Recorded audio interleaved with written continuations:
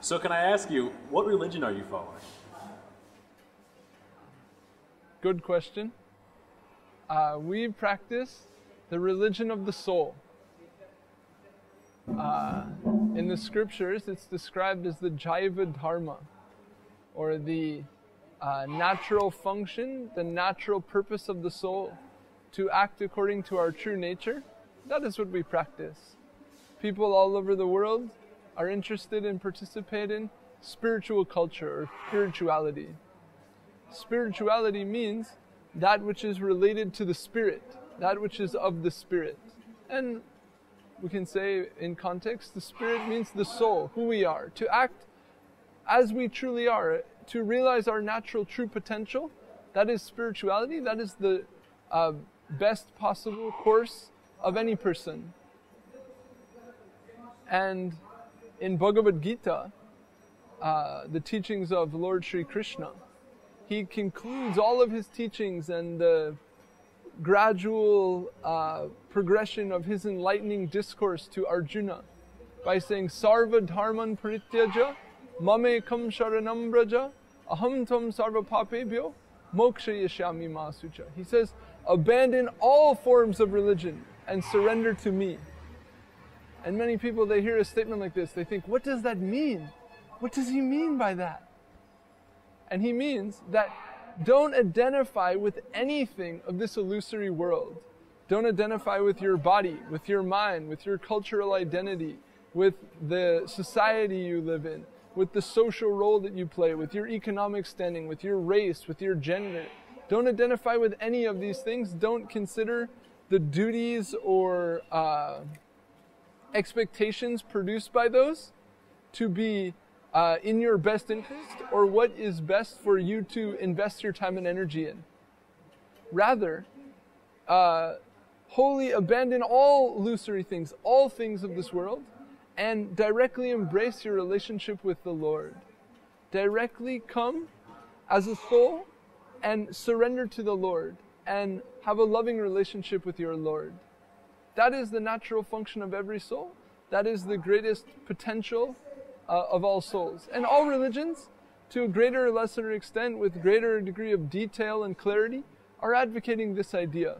Maybe a little different idea of who is the Lord, little different idea of who is the soul, but really, they're saying, leave these ordinary things and come to this this pre-existing relationship between the soul and the Lord.